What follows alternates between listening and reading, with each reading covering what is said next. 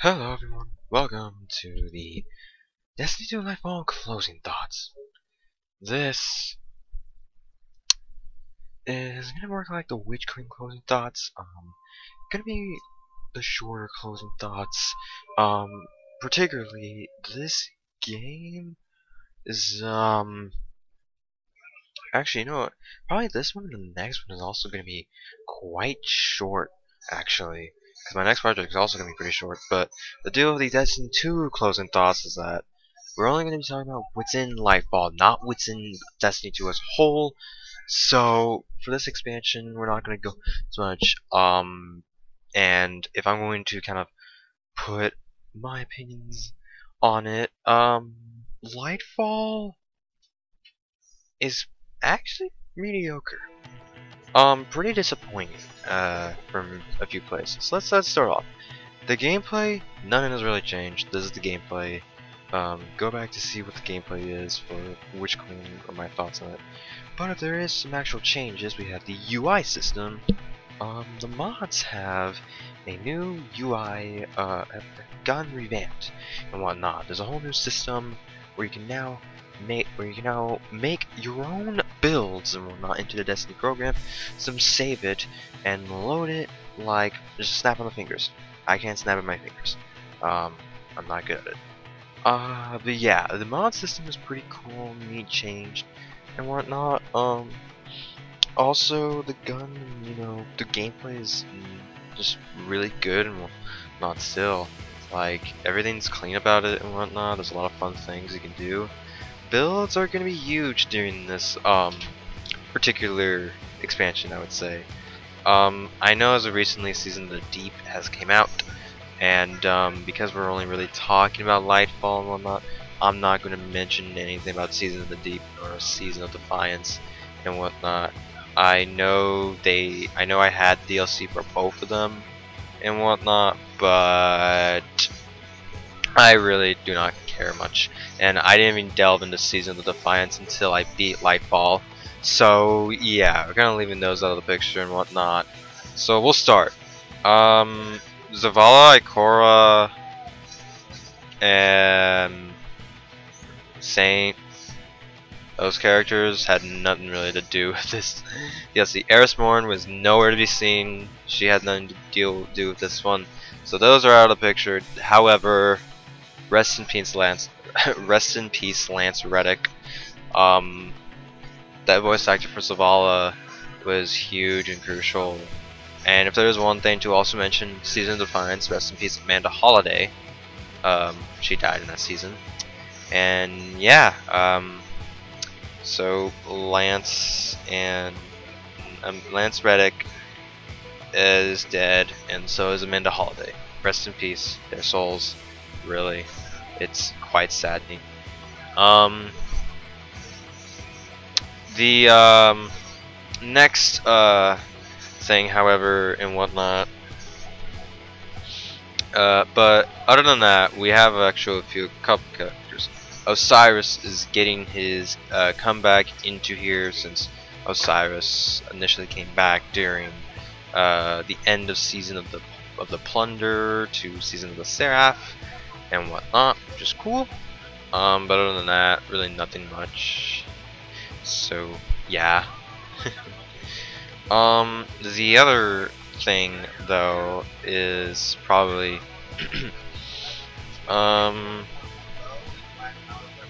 but Osiris comes back, and Osiris is very grumpy of an old man and is a character I'm not very interested in this story. He basically helps the Guardian with strength and whatnot. He's very impatient. He was very worried about destruction and whatnot, as this game is basically our end and whatnot. But Osiris is a very old man, and kind of his reaction to what actually happened in the end of the story was very interesting. But overall, it wasn't too interesting to the point that he was learning a lot of things in Neomuna. He wasn't the greatest kind of guy in Neomuna. He was a bit of an arse, but it's just character and whatnot. Osiris, I wish, was calmed down a lot more in the story. Because frantically, he was getting on my nerves and whatnot while playing through here. But he helps with Strand and whatnot in here, and he makes like his report in the Omuna, as he is one of our big calm characters in this DLC. So we have the old one, Osiris. Actually, we have another old one, Keitel, who was announced in Beyond Light, or first introduction was in Beyond Light. Keitel is pretty cool in this game, in here actually. I really like Keitel's presence. Keitel's presence with a whole as like defeating Callus. Callus was a terrible, father and whatnot, very bad. Keitel had a big, part of like just, I think like Keitel was looking forward to defeating Callus and whatnot, but the impact is pretty big, and being a scarring moment, or well, not really a scarring moment, but kind of just a quiet moment to analyze and think back on how Callus was to her and whatnot. Callus makes a really cool introduction and whatnot, or Keitel, well actually both, Callus and Keitel make a very cool introduction into here. Keitel yet again like brings in her army, and the Desperate Measures mission with alongside her was one of the coolest ones ever and whatnot. And Keitel, while character development wise wasn't big aside from her connection to Callus and whatnot, and how she felt about the whole thing, pretty cool to see her. The Cloud Striders, to be honest, I have really nothing to say on Rohan. As soon as Rohan mentioned of his perceiving death, that was probably going to happen in like the coming months and whatnot in him. The fact that just hinted he was probably going to die. Yeah, there's really nothing to learn about Rohan. Just a wasted, perfectly good character that could have been something bigger. At least on the bright side, it does tie into Nimbus getting some character development after the game, or after Lightfall's campaign is finished. But Nimbus on a whole, I think, is overhated and whatnot, and is a really cool character. But generally, Nimbus didn't have much development until after Lightfall. So I was kind of annoyed about his character, is that I want to know more about Nimbus, but Nimbus's personality seems like a really cool, very ecstatic character and whatnot. Having to deal with death sucks for him. But yet again, this happens after Lightfall when we do the exotic quest, and it's just a little saddening. It is a little disappointing. We don't learn much about him. He talks about the Cloud arc and whatnot, which we get a bit of information and whatnot, and then the Veil. Ugh. But yeah, himself and whatnot. Pretty cool character. If they had much more development in here, which is kind of saddening, because comparing it to the characters in the Witch Queen, yeah, this was saddening to see them. Actually, we have two more to do, two more to talk about, and then a bonus one. We have Callus, which is Callus is is a character I was very excited about, because we're going to get more information off of him after the Leviathan, and the Presage mission, and we didn't get much screen time. We didn't get much of his screen time. We already knew he was kind of a gluttonous for power and whatnot, not a glutton for power, and he didn't get much screen time. We kill him and whatnot and stuff, and he pisses off the witness and stuff, but everything in Lightfall really doesn't develop him as much, whatnot. He calls for the witness's help in his battle when we're absolutely destroying him, and he goes back to the honorary battles of the Cabal in his final phase. But other than that, it's there's really not much about Callus, and it's pretty saddening and whatnot. I'm a little annoyed about that personally. I wish there was more to the character. So yeah, I'm a bit disappointed about that. And so yeah, I think we should go ahead and talk about Witness, who also didn't get much development. Witness ends up winning. The Witness wins, and the Witness, in fact, has possibly another form and whatnot that Callus saw. And aside from that, we saw him in the beginning or in the ending of the Witch Queen, which was huge, and we were very excited to see what the Witness was capable of. But there really just wasn't much. Really disappointing, and I'm really annoyed of how this went. The Witness, because I yet again also didn't learn much about anything of the Witness. And it's really annoying because really you can learn more about the Witness when you do the Vow of the Disciple raid, which is pretty annoying and whatnot because the Vow of the Disciple is a Witch Queen raid. So yeah, this is kind of like that. And now for our bonus character. I have a little bit to talk about this guy. Nezarec. Nezarec is is probably the most interesting character from this expansion. Because the build up to Nezarec was big. We got hints of Nezarec since the launch of this game, initially in 2017, and Nezarec was one of the most interesting characters that we build up from Plunder and whatnot, bit of Seraph and stuff, into finally Nezarec makes a return when his big introduction is in the Hypernet Current Strike and whatnot. He announces himself and that he is causing turmoil in the Illumina because he got a hold of the Cloud Arc, and that was a very big issue because it's a very groundbreaking technology that could go into his fingers and he could take over the Vex network with the Cloud Arc, I think. So yeah, we need to stop him from doing that. And unfortunately, the way he goes out is one of the most saddening ways because he's a really cool character, and that now generally he may come back because he can't actually die and whatnot. But man, as the final god of pain, Bungie did him dirty, and I would really wish they actually delayed this game so that we could go and get an actual raid boss to fight.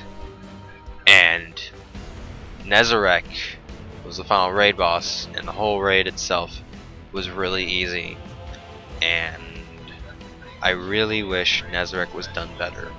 I really love the appreciation and the music in Nezarec and whatnot, but unfortunately they just did not do his character well, and overall I'm quite disappointed. So let's do it. Let's talk about the story. What is my opinion on the story and whatnot?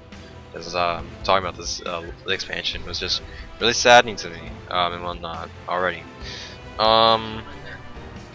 Lightfall's story raises more questions than answers. We get a bit of dialogue in the Cloud Arc, and we're supposed to get more knowledge of the Veil after Lightfall, which is really not cool. I think it's dumb. I want to know about the Veil during the story, and I got nothing to know about the Veil other than it's like a product of light that has as much power as the Traveler, and that the Witness needs it to make a link to the Traveler to get inside the Traveler and to create the final shape. And well, it's really dumb, and I feel like they just could have made the final shape and Lightfall together as a huge thing, but we didn't get that, and we really kind of don't have any answers for the Veil. In fact, you learn more about the Veil through the partition missions and Asher Mirror's whole connection within the Vex network, and it's a bit of a mess, and it's quite annoying, I would say, that I didn't get to learn much about the Veil because of these things and whatnot. And so yeah, really saddening about that. I wish I could learn more.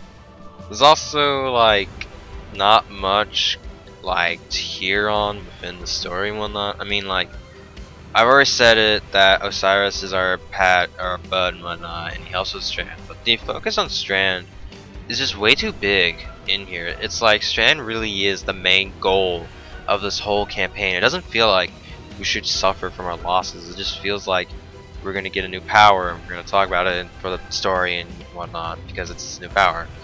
And it's just really disappointing.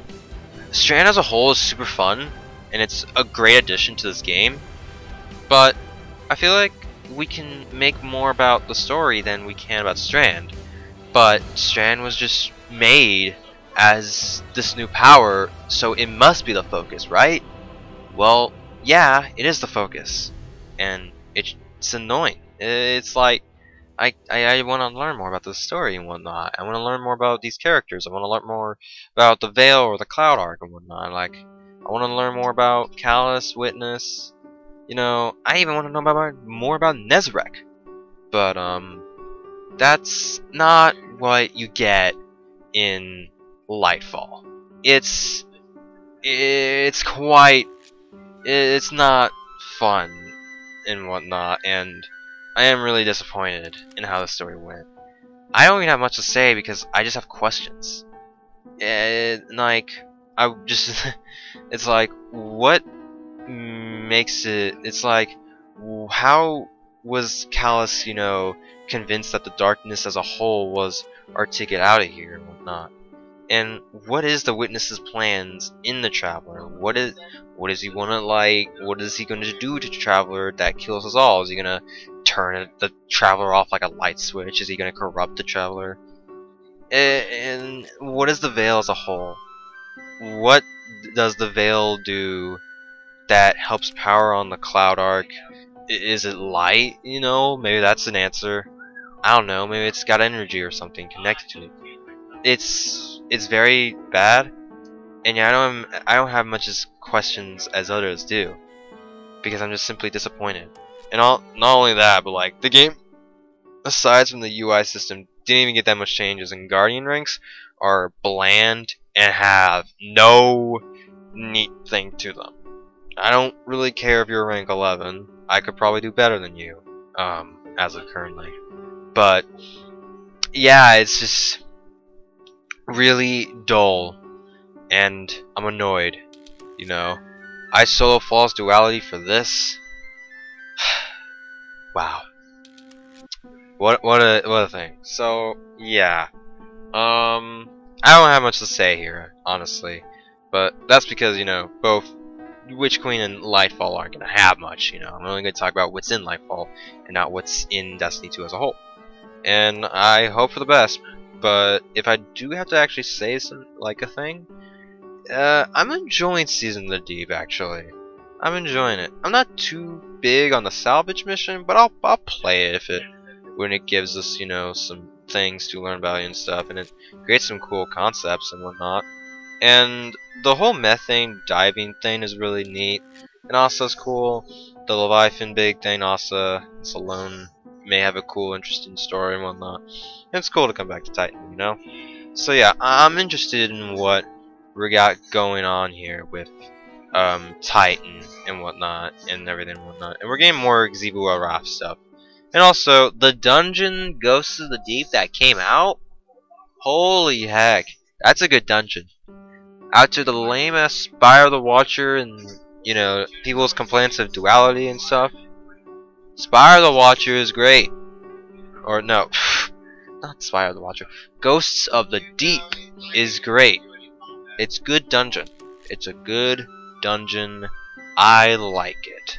I want more of this, you know. I want more of these cool ass dungeons and raids, Bungie, because this was a good dungeon and whatnot. I liked it. I think it's really cool and neat. And the Lucent Hive are pretty cool. I love the Lucent Hive from the Witch Queen and stuff. They make a real. They're actually a very fun faction to fight. So yeah. Even if the Lucent Moth things are really damn annoying, because they just kill you so easily. So yeah, that's it. Thank you all so much for coming by on this lovely day. I'm going to put this in editing. Really isn't that much to edit of it, honestly, but yeah, I'm gonna put this to editing, and peace peeps.